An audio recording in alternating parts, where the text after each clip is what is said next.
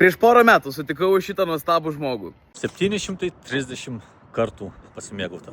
Mindaugas Garmus yra nubėgęs virš 730 maratonų ir juos vis dar renka, tik dabar jau bėga su šuniuku. 5 mėnesių įveikė pilną maratoną ir gan geras peisas, 4 valandas. Ir dabar antrą savaitgalį bėgom 21 km. Vadinasi, Mindaugo šuniukas maratoną bėga žymiai greičiau už daugelį žmonių ir už mane. Kadangi Džekas Russellas, tai šeimininkas turi kontroliuoti, kada jam batai. Nu tikrai fantastiški ir bėgikas, ir šuniukas. Energija, žmonės, gyvenimas. Ir jauti, kad gyvas, tik kad esi čia ir dabar ir tarp visi kartu mėgaujamės šitą keliu. Rimantė Jonušaitė, la la la la la la la. Rimantė Jonušaitė, la la la la la la. Kas laimėjo? Lietuva! Kas laimėjo? Lietuva! Kas laimėjo? Lietuva! Lietuvaitės, lietuvaitės, hei!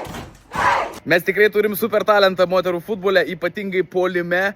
Jonušaitė įmušė 2 įvarčius ir lietuvės 2-0 nugalėjo Bosniją ir Hercegoviną. Tikrai stipresnė rinktinė už mus. Lietuvaitės, hei! Hei!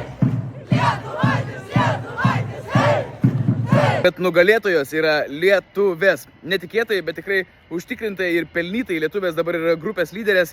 Jos 6-0 įveikė Lichtensteiną, lygiosiomis po 0 sužaidė su Estėmis ir dabar 2-0 su Bosnėmis. Tai Jonušaitė iš 8 iš viso pelnytų įvarčių Lietuvai įmušė 6. Madrido Atletico ir Paryžiaus Saint-Germain UEFA Čempionų lygos pusfinalyje.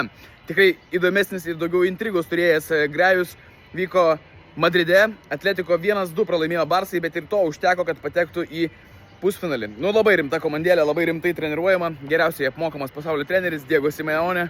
Ne šiaip sau. Ir dar šiandien paaiškės 2 pusfinalio dalyviai. Viskas, artėja pabaiga.